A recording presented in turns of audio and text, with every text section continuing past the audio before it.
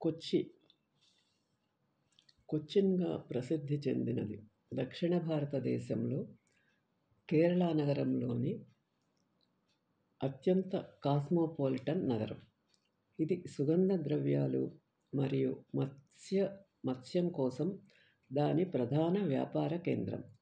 Arabia సముద్రంలోని ఉప్పునీటి సరస్సు చుట్టూ నిర్మించబడిన కొచ్చి నిజానికి ఇరుకైన ద్వీపాలు మరియు ద్వీపకల్పాల సమాహారం. ఎర్నాకులం ప్రధాన భూభాగంలో కాంక్రీట్ షాపింగ్ మాల్స్ మరియు మెరిసే అపార్ట్మెంట్ భవనాలు ఉన్నాయి. మటన్చెర్రీ మరియు ఫోర్ట్ కొచ్చి పాత ప్రపంచ శోభను కలిగి ఉన్నాయి. వాటి పురాతన డచ్, పోర్చుగీసు మరియు ఇంగ్లీష్ మాస్క్ బంగ్లాలు, విచిత్రమైన ఇరుకు వీధులు ఉన్నాయి. తాటి తోటలు, పచ్చని పొలాలు, లోతట్టు సరస్సులు మరియు బ్యాక్వాటర్స్తో చుట్టుముట్టబడిన కొచ్చి సహజ నౌకాశ్రయం యొక్క సుందరమైన ప్రదేశం. శతాబ్దాలుగా ప్రపంచవ్యాప్తంగా ఉన్న సందర్శకులను మంత్రముగ్ధులను చేసింది. మటన్చెర్రీ ప్యాలెస్ జ్యూస్ టౌన్గా ప్రసిద్ధి. 1550వ దశకం మధ్యలో పోర్చుగీసు వారు నిర్మించిన మటన్చెర్రీ ప్యాలెస్ వాణిజ్య హక్కులకు బదులుగా కొచ్చిన్ పాలకులకు సద్భావనా చిహ్నంగా ఇవ్వబడింది. ఇది డచ్ వారిచే తరువాత పునరుద్ధరించబడింది మరియు డచ్ ప్యాలెస్ అనే తప్పుడు పేరును పొందింది. 2 అంతస్తుల నిర్మాణం, ఒక ప్రాంగణం చుట్టూ భగవతీదేవికి ఒక చిన్న మందిరంతో నిర్మించబడింది. నేడు కుడ్య చిత్రాలు మరియు రాచరిక కళాఖండాల అరుదైన సేకరణతో ఒక మ్యూజియం కూడా ఉన్నది.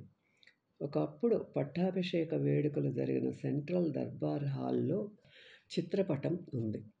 విష్ణువు నాభి కుడ్య చిత్రం మటన్చెర్రీ ప్యాలెస్ నుండి బ్రహ్మ ఉద్భవించాడు అనేది నానుడి. కొచ్చి పాలకుల గ్యాలరీ ఇది పల్లకీలు మరియు వస్త్రాలను కూడా ప్రదర్శిస్తుంది. ప్రక్కనే ఉన్న పడక గదులు మరియు గదులు 17వ శతాబ్దపు చక్కటి కుడ్య చిత్రాలకు ప్రసిద్ధి చెందాయి. కేరళ ఆలయం కళకు ప్రతినిధి. ఎరుపు, పసుపు, నలుపు మరియు తెలుపు యొక్క గొప్ప వెచ్చని షేడ్స్లో పెయింట్ చేయబడ్డాయి. అవి మతపరమైన మరియు పురాణాలను వర్ణిస్తాయి. తార్కిక ఇతివృత్తాలు, అలాగే రామాయణం నుండి భాగాలు, పరదేశీ సినగోగ్, జూ టౌన్, సూర్య శుక్ర జూ టౌన్ నడిబొడ్డున ఇరుకైన లేన్ చివరిలో ఉన్న కల్డిసాక్లో గూడు కట్టడం భారతదేశంలోని పురాతన ప్రార్థనా మందిరం. మొదటి యూదు స్థిర నివాసులు 1వ శతాబ్దం ఏడీలో కొడంగల్లూర్కు చేరుకున్నారని చెబుతారు.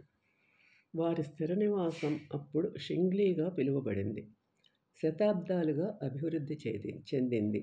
అయితే 16వ శతాబ్దం ప్రారంభంలో పోర్చుగీసు వారి హింస కారణంగా వారు కొచ్చిన్కు వలస వెళ్ళవలసి వచ్చింది.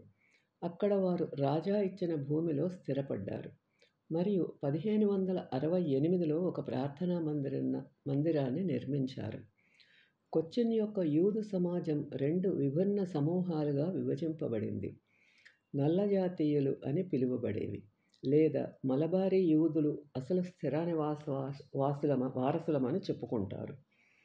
మరి మధ్యప్రాచ్యం నుండి ఇక్కడకు వచ్చిన శ్వేత జాతీయులు లేదా పరదేశీ యూదులు మరియు వీరి తర్వాత ఇత్తడి పల్పిట్ మరియు నీలి టైల్డ్ ఫ్లోర్తో కూడిన ప్రధాన హాలు పరదేశీ సినగోగ్ ప్రార్థనా మందిరానికి పేరు పెట్టారు. మూడవది చిన్న సమూహం బ్రౌన్ లేదా మెషుహూరం యూదులు మారిన బానిసల నుండి వచ్చినవారు. వీరిలో చాలామంది సుగంధ ద్రవ్యాల వ్యాపారంలో ఉన్నారు. 1940లో కేరళలో 2500 మంది యూదులు ఉన్నారు, కానీ నేడు కేవలం డజను కుటుంబాలు మాత్రమే మిగిలి ఉన్నాయి. మిగిలిన వారు ఇజ్రాయెల్కు వలస వచ్చారు. పోర్చుగీసు వారు 1662లో నాశనం చేసిన తర్వాత టైల్డ్ పైకప్పు మరియు క్లాక్ టవర్తో ఉన్న ప్రస్తుత ప్రార్థనా మందిరం 1664లో డచ్ సహాయంతో పునరుద్ధరించబడింది. సమాజ మందిరం యొక్క సంపదలో అందమైన వెండి మరియు బంగారు తోరా స్క్రోల్స్, వేలాడే నూనె దీపాలు మరియు క్రిస్టల్ షాండ్లియర్లు ఉన్నాయి. మరియు అద్భుతంగా రూపొందించిన ఇత్తడి పల్పిట్ నేలపై చేతితో చిత్రించిన నీలిరంగు విల్లో నమూనా టైల్స్తో కప్పబడి ఉంటుంది. వీటిని 18వ శతాబ్దం మధ్యకాలంలో కాంటన్ నుండి శక్తివంతమైన వ్యాపారి ఎజెకిల్ రహాబీ తీసుకువచ్చారు. సినాగోగ్ చుట్టూ ఉన్న ఇరుకైన దారులు డచ్ శైలి నివాసాలతో నిండిపోయింది. నేడు వీటిలో చాలా వరకు పురాతన వస్తువుల దుకాణాలు ఉన్నాయి. కొచ్చిన్ యొక్క international pepper exchange. Zoo town హాల్లోకి ప్రవేశించడానికి పాసులు అవసరం. సోమ, శని ఈ ప్రత్యేకమైన స్థాపన స్వరాలతో ప్రతిధ్వనిస్తుంది. ఒకరు మెట్లు ఎక్కేటప్పుడు కోపంతో పెరిగినట్లు కనిపిస్తుంది. ఏమైనప్పటికీ సందర్శకులను లోపల ఉన్న వాటి కోసం ఏదీ సిద్ధం చేయదు. చిన్న హాలులో చిన్న చిన్న క్యూబిక్లు ఉన్నాయి. ప్రతి ఒక్కటి టెలిఫోన్లో యానిమేషన్గా మాట్లాడుతున్న వ్యక్తి, థియేట్రికల్ హావభావాలు, బిగ్గరగా ధ్వనించే శబ్దాలు ప్రతిరోజు మిరియాలు వేలం యొక్క నాటకాన్ని సూచిస్తాయి. సెయింట్ ఫ్రాన్సిస్ చర్చి, ఫోర్ట్ కొచ్చి 1500 ప్రారంభంలో పోర్చుగీసు వారిచే స్థాపించబడింది. దీనిని శాంటో ఆంటోనియో అని పిలిచేవారు. ఇది భారతదేశంలోని తొలి యూరోపియన్ చర్చిలలో ఒకటి.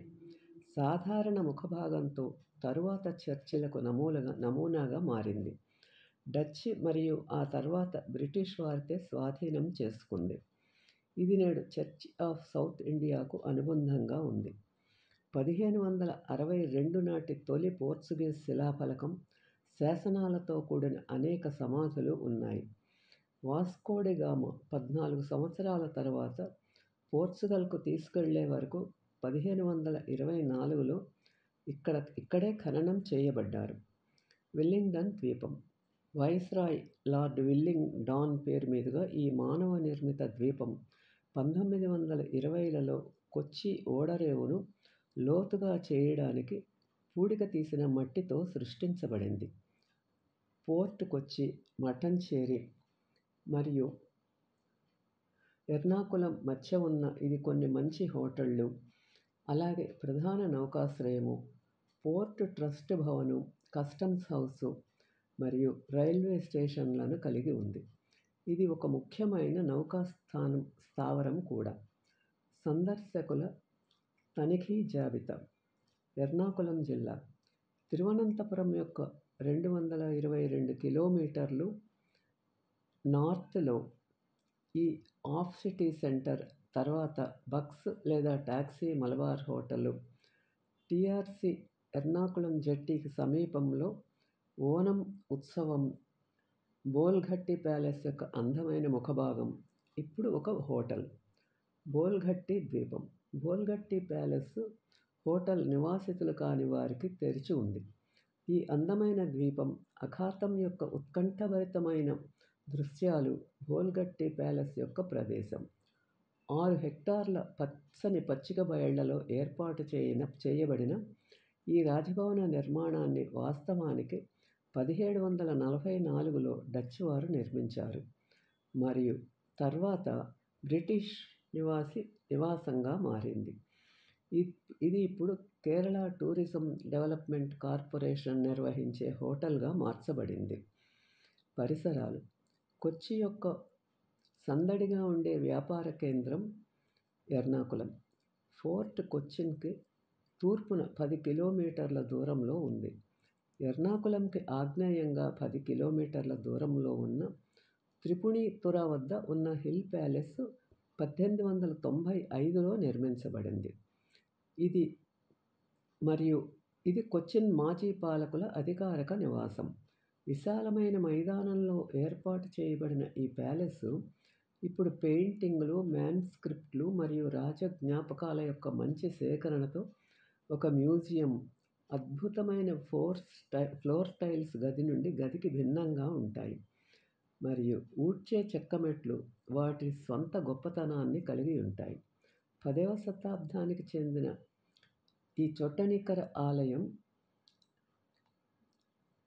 కేరళలోని అత్యంత ప్రసిద్ధ దేవతలలో ఒకరైన భగవతి తల్లికి అంకితం చేయబడింది. ఇది ఎర్నాకులంకు ఈశాన్యంగా 16 కిలోమీటర్ల దూరంలో ఉంది. త్రిపుణితుర మ్యూజియం కూడా ఇక్కడే ఉన్నది.